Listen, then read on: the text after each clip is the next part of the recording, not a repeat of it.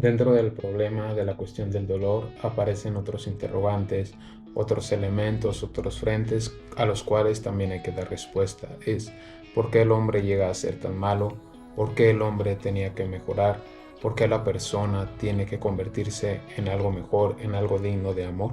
En un primer momento, para poder entender esta pregunta o para llegarle a dar respuesta, hay que entender o retomar que Dios es bueno, no como tal la benevolencia de este anciano que no le importa si realmente sus nietos o no mejoran, sino con que simplemente se la pasen bien,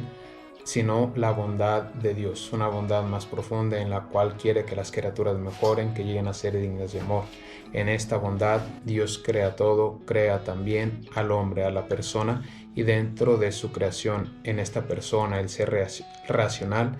le da el libre albedrío, que es la capacidad de elegir, la capacidad o la libertad de voluntad. Pero esta libertad de voluntad, que es un regalo, que es algo bueno, tiene la posibilidad, y la posibilidad tanto de hacer el bien como de hacer el mal, de obedecer a Dios como desobedecerlo también. En esta cuestión lo podemos explicar también mediante el relato del Génesis, el relato del Génesis en el cual se encuentra el primer pecado o el pecado original. Como consecuencia del primer pecado tenemos la expulsión de Eva y Adán del paraíso, y la verdad es que nos hubiera encantado que esta expulsión no se hubiera dado. Nos encantaría que aún todos los humanos, todas las personas, siguiéramos viviendo en el jardín del Edén. Pero la verdad es que Dios no hubiera tenido ninguna dificultad en anular las consecuencias del primer pecado, pero lo tendría que hacer también para el segundo pecado, para el tercer pecado, para el cuarto pecado,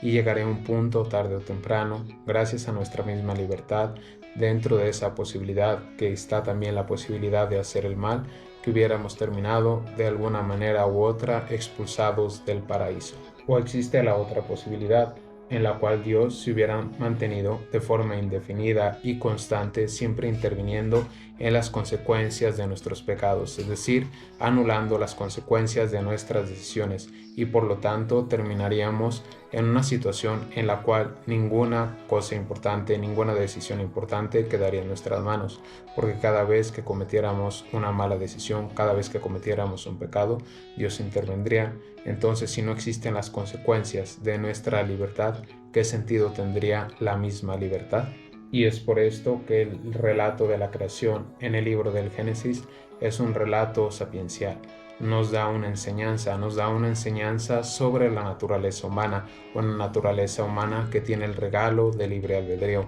de la libertad de voluntad, la posibilidad de elegir, la posibilidad ante la cual se abre un abanico de gran cantidad de cosas buenas y malas en las cuales nosotros tenemos la oportunidad de dirigirnos hacia la izquierda, hacia la derecha, hacia adelante o hacia atrás, arriba o abajo.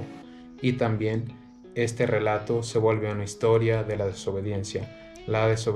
del hombre que no quiso seguir a Dios. El hombre, tal como Dios lo había creado, era bueno y feliz, pero este hombre no quiso seguir los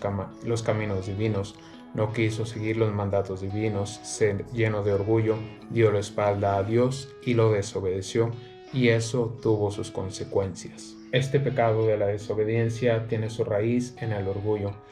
orgullo del hombre que se asienta en sí mismo, que se cree capaz de sí mismo, ve como la máxima potestad a sí mismo, o dicho de otra manera, el hombre, la persona que quiso ser Dios, que quiso ser igual a Dios. En este relato, el relato de la creación, el relato en el cual Eva y Adán se encuentran en el paraíso y en el cual tienen la capacidad de elegir, nos muestra esto, que se nos ha dado un don muy bello, que es la libertad de voluntad, el libre albedrío, en el cual podemos elegir. Pero este libre albedrío viene junto con una responsabilidad, o está anclado,